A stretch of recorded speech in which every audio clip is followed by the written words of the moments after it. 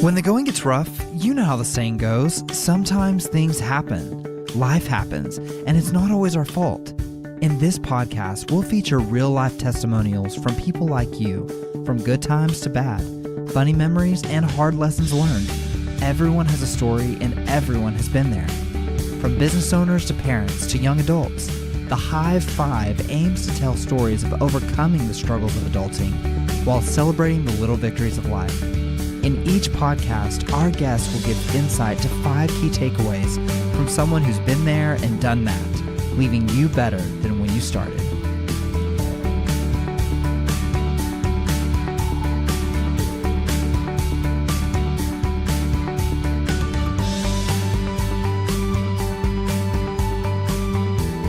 Thank you so much for listening today. My name is Kagan with BriteBee, and we also have Catherine Parker, Marketing Director of BriteBee on.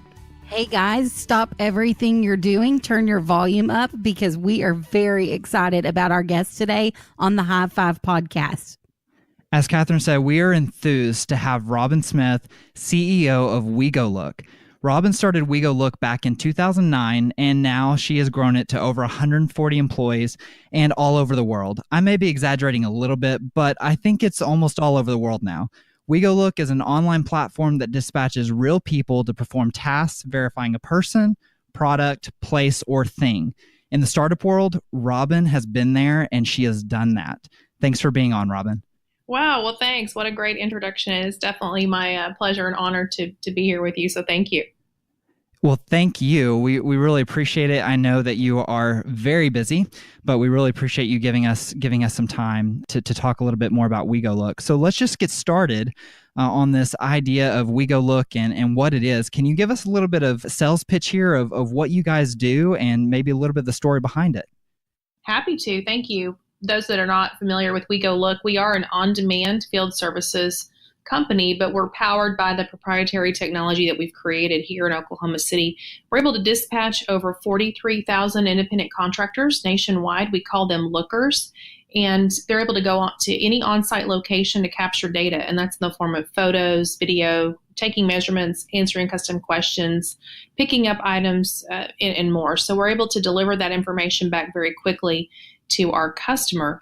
We couple that with our call center, our fulfillment center that's based here. We have about 140 employees, and we work with, order asset verification, fulfillment, quality assurance review, obviously account managers. So what we're able to do is offer our customers a very fast alternative way to perform a variety of different types of low complex, high volume inspections or tasks. So you can kind of, when we get a little bit deeper into it, you'll see how we fit into the automotive space, insurance space, banking, financial. We're able to actually augment or supplement a customer's own field force by providing this additional group of people. It's all part of the sharing or gig economy to help them in a very cost-effective and fast manner. So I'll explain that a little bit. That's kind of a high level. But to your point, we're in 4 different countries with mass coverage. So obviously the United States, Canada, Australia, the UK, and we do have strategic lookers throughout other cities that are international. So, think Singapore or Rome, some of the larger cities. So we do have a good international presence, and that's our goal here is global domination. So at a high level, that's what we do. Very much so helping with property inspections, automotive inspections, heavy equipment, mobile courier services. We have licensed drone operators that are in our platform. I want to hear about where you started, where you've come from. From my understanding, you were a small town girl. I am. How did we get from small town girl to nationwide, worldwide WeGoLook? So I would say growing up in Western Oklahoma, there were about 8 kids, sometimes 12 kids in my class. I think that was the most we ever had. Growing up on a farm, my grandpa had bought a National Geographic book for me, and I loved it. I wore out the pages on it. I remember in 2nd grade, I started making yarn belts on the playground and selling them for about 50 cents each, and realized very quickly if I conned my friends into helping me, I could make more of them. And we were shut down by the principal, and that was always kind of fun. And then later in a spelling bee, several years later, I learned of the word entrepreneur. And I thought it was fascinating because before that, I really just thought I'd end up being a farmer's wife with, 5 children all on the same basketball team. And so anyway, that was kind of where I started my view of the world. And as I grew and definitely went out, I always had that entrepreneurial spirit of starting companies and kind of forging my own path. And I've had other companies prior to WeGoLook. But I will say that in 2009, I had a friend that was looking at a high-end projector on eBay and thought that the seller was misrepresenting it. And, he said, I wish I had someone to go look at that for me. And I did some research and couldn't find any service provider that was doing that. You have to keep in mind, back in 2009, a lot of people were buying on eBay, and online was just really getting the foothold that it obviously has now with everyone. Online dating, people purchasing cars. And I thought it would be a great way to create some sort of company where you could dispatch someone very quickly on behalf of the buyer. So let's say you wanted to purchase a pinball machine in Kentucky, but you live in California and you needed it quickly, this data, current information, so you wouldn't, become a victim of fraud or misrepresentation. So I wanted to be able to send someone quickly to that location of the pinball machine and video a working demonstration, plug it in, talk to the seller, take measurements, take current photos, and deliver it all back in almost real time to the buyer to help them make a more informed decision. So it was really hey, how can we help better price your risk, really, in that manner? And so that's how I started. I launched it for people just like you and I listening, also the listeners, for anything, including online dates. I had a couple of bad experiences at the time. You could check out, puppies. If they were in a puppy mill, you could have someone go check on your grandmother in a nursing home. I started thinking, property owners that owned secondary properties in other states, if there were repairs being made, you wanted to verify it. I had all these huge ideas of, oh my gosh, this very contingent, robust workforce could do anything. And that's really what motivated me to start and begin the platform. Launched December 2010. I was super gung-ho. Went out to eBay, showed them what I did. I really felt like, I was like, this is such a great product. I felt sure that everybody would just jump on board right away. And of course, they were like, you're too small. You don't have the business numbers and your platform can't scale, but thanks. And it was kind of a moment for me of, okay, I had all these great ideas, but I didn't really think about how to go to market other than just thinking it was so amazing, everybody would love it. And so I had to start doing some guerrilla marketing, really went after like property inspections and automotive inspections, words that people were familiar with, because what I had created didn't have a word. This was before Uber, or before Uber was well known. And, nobody really understood. Later I could use the word Uber of inspections and people got it, right? So it was kind of fun, and those challenges were unique. But when Superstorm Sandy hit, I had been doing some work for a smaller bank for commercial property inspections, and we had customized the data capture for them because they needed a nationwide footprint but didn't have the ability to do so. Anyway, they called me, in a very large bank, had properties there that needed looked at. And we said we could absolutely do that for them. I knew I had a FEMA certified looker on the ground. He hopped on his bicycle, performed those property inspections. And this very large bank loved the reports and then got me into CBRE, Butler Burger, and some others. And that's when the light bulb went off for me for B2B. So growing up on the farm out in western Oklahoma, I had always just assumed these great big companies had the best technology, had all their systems in place, were running full steam ahead, smoothly, quickly. And that is actually the opposite of most large companies. You find out that their technology is archaic, they're very, very slow to move, and they're unable to make changes. Sometimes one of my clients told me it takes us 6 weeks to put on the calendar a meeting to talk about an app. We can actually white label our mobile application, our platform, everything that we do. So we can offer all of this to small and mid-sized companies that don't have the resources, and we can change it very quickly. And when I realized that there was this need out there, really started focusing on those kind of large opportunities. So so you start thinking about insurance. We're actually augmenting or supplementing field adjusters in a traditional carrier, a very large legacy carrier. this is a great example. And if you just interrupt me, I get excited every time I talk about it. Keep it going. Think about scene inspections. Okay. The old way, or the way some people still are doing it, sending out a very experienced claims adjuster or a field adjuster, and they're driving a fleet vehicle. They're typically paid a little bit more, and they're trying to fit it into their schedule. Well, using geolocation and the technology that we have, we're able to, once that order comes over in our system, literally have that in the hands of nearby lookers from wherever that incident occurred. Within a few seconds, someone can grab it and go take photos or measurements based exactly on that schema set. So if it's an uncontrolled intersection or controlled or parking lot or highway, whatever it is, they're only capturing the data points for that specific instance. And then they send the data over in real time to our quality assurance team who reviews it. We create the scene diagram, verify everything, and have it back to the claim file within an hour or less. Now, you can imagine the types of efficiency that is gained there, not only just by price, but by closing the claim out faster. So I love the fact that we're leveraging technology combined with our field force and our call center to create these new process flows for our customers. We're really kind of disrupting their own traditional internal process.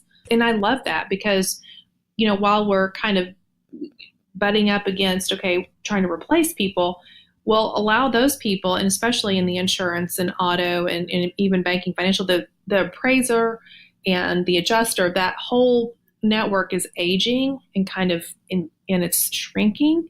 And so, have them perform those more complex tasks and use their experience at a desk and let technology really work for the large portion of it. So that's really where we are coming in. I want to give you just one other really great example. I love it. Just thinking of banking and financial, we have a customer and they perform loans, obviously originate loans for their customers on vehicles. Well, we're mobile, and the old way, the customer would have to bring their vehicle if they wanted to, say, get a loan on it or turn it in or have any kind of loan on it, bring the paperwork in, the title, work with the loan officer at some branch, right, a brick and mortar location. Well, we can meet a customer at any location, whether it's their home, place of business on their lunch hour, Starbucks. If a document needs to be notarized, we can dispatch a mobile notary. If the customer only speaks Mandarin or Spanish, we can dispatch a looker that's bilingual. And we all work around the customer schedule. And we can go take photos, current condition of the vehicle, have the documents executed, using our application, upload all that information, including the documents, to the sales department at the bank. They can see that everything is as correct and the documents are executed properly, and they can fund the customer before we even make it back to the FedEx to drop off the originals for them. And so it's so fast in kind of driving and finding these small bits and pieces of ways we can come in and help. It's so fun here creating these solutions. So that's what we're doing at a high level for our B2B customers. Of course, we still help consumers. We are eBay Motors' official inspection arm. And so we help individual consumers every day, but I love it. So that's kind of what we're doing is helping customers with new solutions. Robin, that's amazing. My head is spinning and I have so many questions. I could ask questions all day long. I just can't imagine that you had all of these thoughts like in your mind and now they've come to life and grown to this crazy huge company that is just blossoming. I do want to talk about you being a female founder. As a woman myself, I've had people approach me and they're like, please tell me you're a founder. Please tell me you're a female founder. And I'm like, I'm not a female founder. Why are you so interested in it? But people are like all about female founders for several reasons. How was your journey as a female founder? Did it make any difference that you were a female, or what struggles were there? Well, this is all personal, so it may be applicable to other people or not, but this is part of my journey, and it's all been an evolution, right? So you're talking about the ideas that it's all just been pivoting and working towards a solution. But as far as being a female, I would say that in the professions that I've been in, whether that was working for the Washington Post, having my own job where I worked with a lot of car dealers, working in radio and media, and now insurance, most of the decision makers are men. Most of the just key stakeholders are men. And I understand that. I respect that. I work with that. I do think that women have to work a little bit harder. But once we are proving what we can do, it's definitely at that point just kind of a door opener. If you can get your foot in the door as a female and show them what you've got, you really kind of stand out. So I would say being the only female in the room sometimes helps me. But at other times, I would say it's a lot, you have to work a lot harder to get there. That was going to be my next question was, do you feel like being a female founder after you were successful, do you feel like being a female founder gave you any kind of leg up or extra attention? It really hasn't. I mean, nobody's featured us as a female founding company. And I was kind of surprised about that because in technology, there's actually a really small pool of female founders, right? And of course, we're in Oklahoma City, which is another strike against us because we're not in Silicon Valley or down in Austin.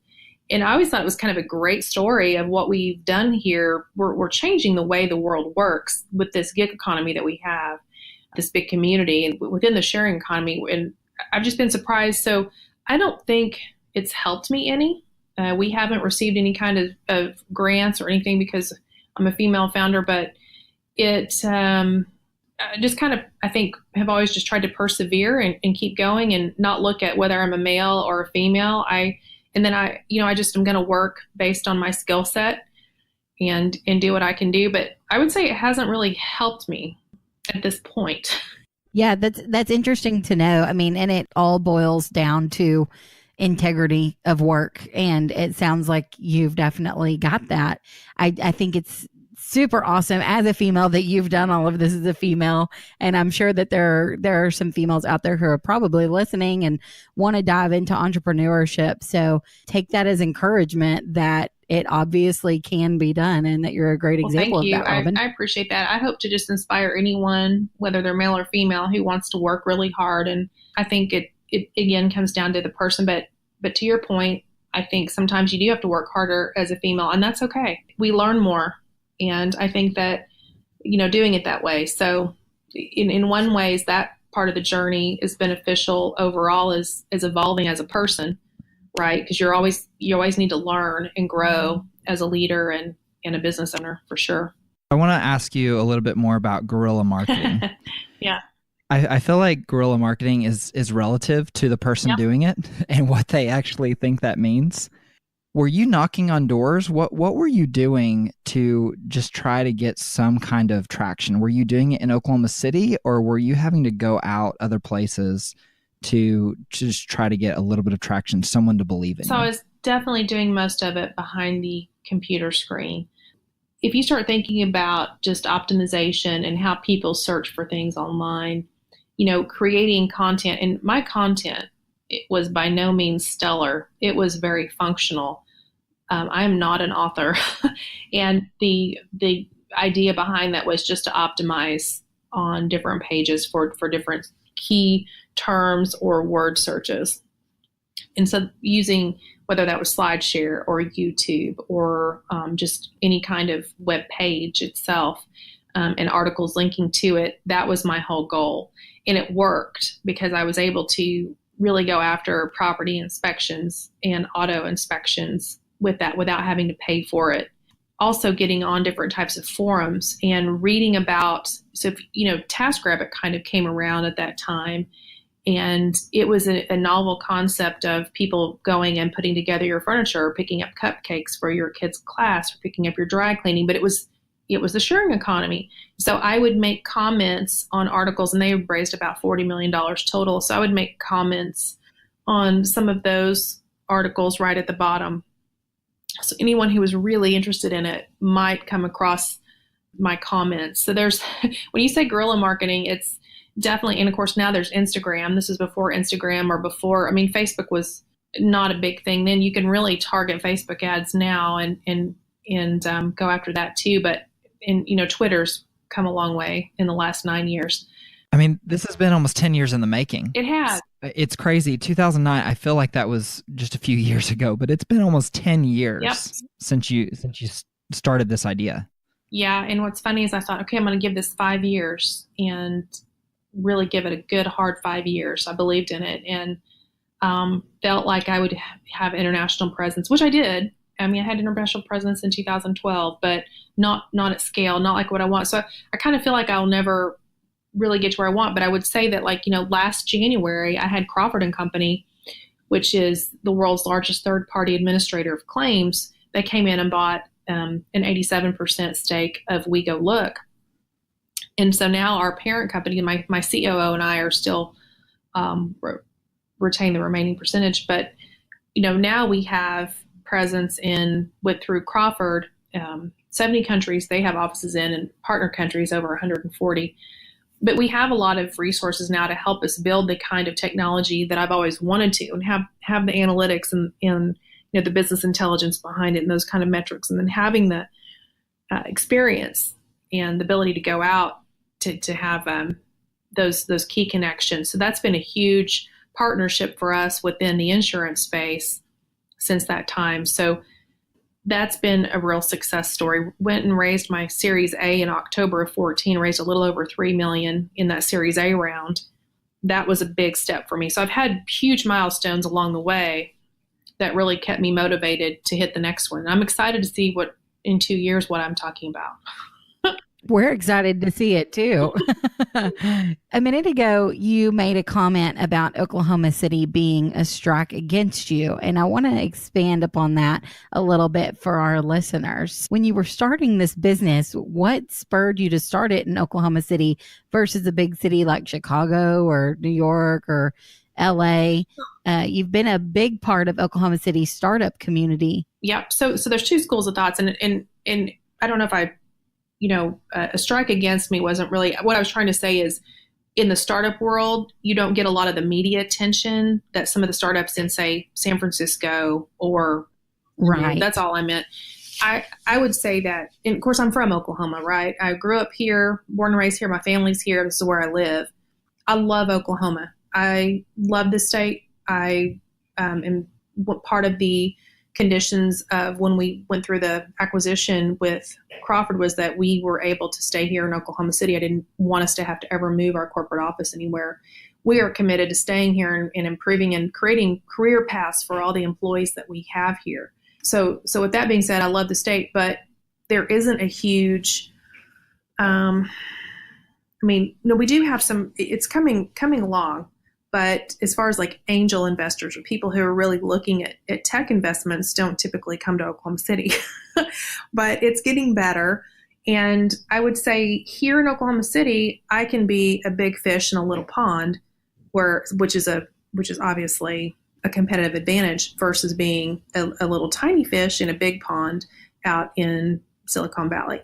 So there's two schools of thought there. I was just saying I thought it was always interesting to not ever be picked up by a big news outlet about our story, because we really are making such huge, we work for some Fortune 500 and 100 companies, changing the way that they handle their internal processes. It's pretty cool. And we do that out of here in Oklahoma City. What we're doing is awesome. And, I don't have the tech background, but that's what I'm here for. It just has all happened, and we love it here, and we're going to continue to grow here. Wow. We don't have much more time, and I feel like that we have scratched the surface. I have another 100 questions that I want to ask.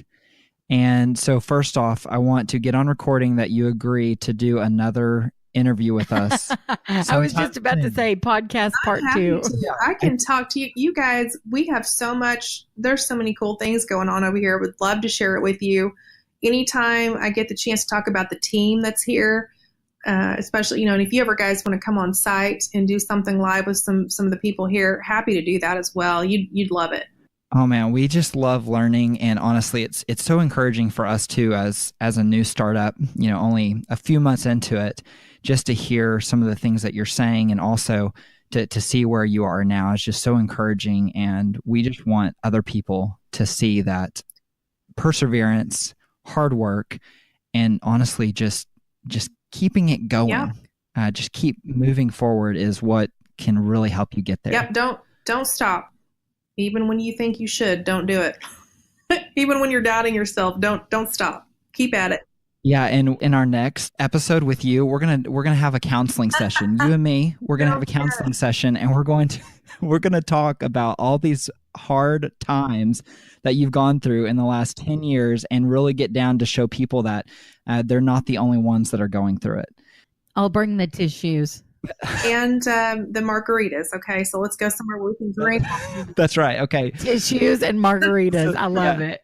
That is hilarious. So we do want to get to 5 key takeaways. One of the things we want all of our listeners to do is take 5 key takeaways from you, things that you believe are very important for people, whether that's just in life, in business, whatever that is, give us those. All right.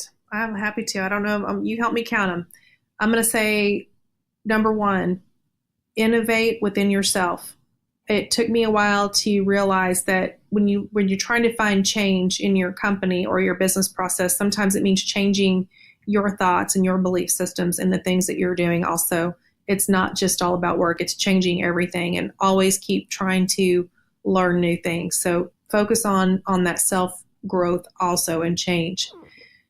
A big thing for me was self-confidence.